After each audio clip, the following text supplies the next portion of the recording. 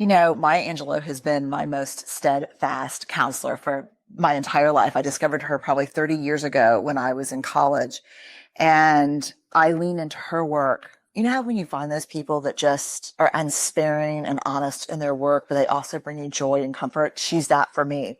And I love everything she does except for that quote. That quote has pissed me off for decades.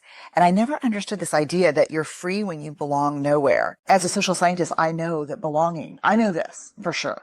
Like if you ask me the one thing I know for sure, 200,000 pieces of data. I know in the absence of love and belonging, there's always suffering. That I know for sure. So this quote from her about belonging everywhere, which is really nowhere, is what sets us free, was so troubling to me. But then I started digging in and I started trying to understand, what does it mean to belong? And I never thought of the concept of belonging. I thought belonging was like, we have a crew, and belonging is something you kind of negotiate with external groups of people. But it's not. What I found very quickly is the rest of that actual quote is part of an interview that she did, where she ended up with Bill Moyers, where she ends up saying, he ends up pushing a little bit on and saying, so are you saying that you belong nowhere and to no one? And she said, I belong to Maya. And what I found is that true belonging is a spiritual practice. And it's about the ability to find sacredness in both being a part of something, but also the courage to stand alone. And the people, for those of us who struggle to have the courage to stand alone, especially when we know that we're risking that sense of being a part of something because we disagree, because we have a different opinion, because we love something different. That's the mark of true belonging, to be able to say, yes, I am a part of something bigger, but I also will stand alone when I need to. You belong everywhere and nowhere. And that is liberation. Because when I do a lot of leadership work, I talk about understanding your personal values. And my two personal values are faith and courage. And so they say, don't talk about faith. It's inappropriate. This is a corporation. And so I just got to the point where I'm like, look, I've sat across from thousands and thousands of people over the last 2 decades of my life, listening to the hardest things you can imagine. And the two things that everyone has in common when they're talking about those things are cussing and praying. If you don't want me to cuss and you don't want me to pray, awesome. Ask somebody else. Because what I'm not going to do is get up and there are a million people in this space who are better than I am, who know different things than I do. Invite them. If you need me to wear a suit, totally get it. When I speak in public, I don't get up there to talk from my Brooks Brothers self to your Brooks Brothers self. I get up there, and when I walk on the stage, I'm going to talk about things that 90% of the people in the audience have never thought about, talked about, and are scared to listen to. And they need to see me as a person. And I'm just that person. There's this part from Braving the Wilderness that it really changed me. It's the practice that came from the book. And it is, don't walk through the world looking for evidence that you don't belong, because you will always find it. Don't walk through the world looking for evidence that you're not enough, because you'll always find it. Our worth and our belonging are not negotiated with other people. We carry those inside of our hearts. And so for me, I know who I am. I'm clear about that. And I'm not going to negotiate that with you. I will negotiate a contract with you. I will negotiate maybe even a topic with you, but I'm not going to negotiate who I am with you.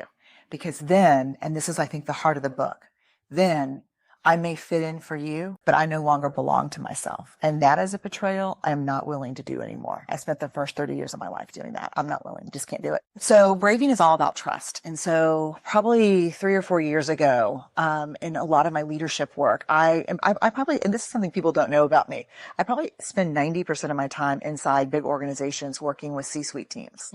That's what I do most of the time. And so in working with leaders, one of the things that kept coming up is trust building in teams, building trust in a culture.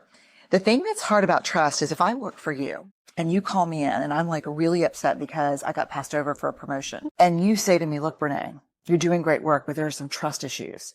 The minute you say anything that I can perceive as I am no longer trustworthy or you don't trust me, we go completely limbic.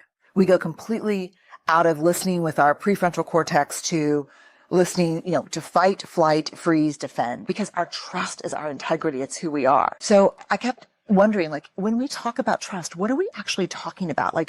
What could you call me into your office and say to me that would be more helpful, more impactful and productive than we have trust issues or I don't trust you? So we dug into the data to figure out, what is trust? What do we mean when we say trust? And what I found are there are 7 elements that we're talking about when we talk about trust. And these are observable and measurable.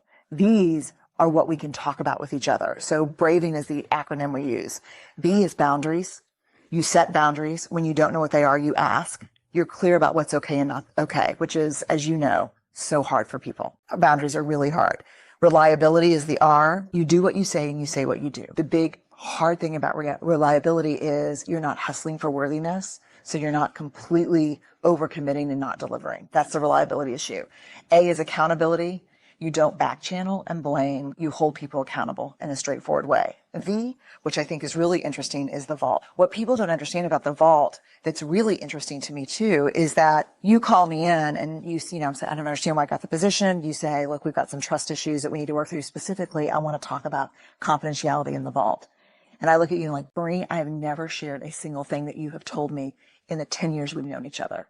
And you look back at me and say, yes, but you come in here on a regular basis and share things with me that are not yours to share. It's the other side of confidentiality. It is not only do you not talk out of school between us, you don't come in here and say, hey, look, I know what's going on with John, blah, blah, you know, or this is what's happening with, you know. So because when I do that, and I do that to get connection with you, I do that as a bid for connection. Let me tell you what's going on that you don't know about. Yeah. But when I walk out of the office, you trust me less because I'm using stories that are not mine as currency. So we've got the vault. Then we go to I, integrity, which is choosing courage over comfort, practicing your values.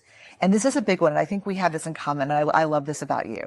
It's choosing what's right over what's fun, fast, and easy. You know, we have a culture of fun, fast, and easy. We have a culture of people who don't do discomfort. I've never achieved a single thing in my career or life comfortably. And then we go to N for non-judgment. You can ask for help without feeling judged, and I can ask for help without judging myself. And then generosity, which I think is probably the biggest, hardest one for me sometimes, which is when something happens, I assume positive intent. So if things go sideways between us, I'm like pissed off. I go and say, let me assume the best. Help me understand what happened, Marie. I thought we had a plan around this. And I give you a chance, a benefit of the doubt before I launch into my anger. You know, that's human nature. That's wiring. In the absence of data, we will always make up stories. And so I think for braving the wilderness, the whole idea of the wilderness being those times when we stand alone and those times when we go out on a limb, the times we walk away from what we know, our ideological bunkers and our beliefs, braving is the tool to help us manage the wilderness. I'll leave you with this. There will be times when standing alone feels too hard, too scary, and we'll doubt our ability to make our way through the uncertain. Someone somewhere will say, don't do it. You don't have what it takes to survive the wilderness. This is when you reach deep into your wild heart and remind yourself, I am the wilderness.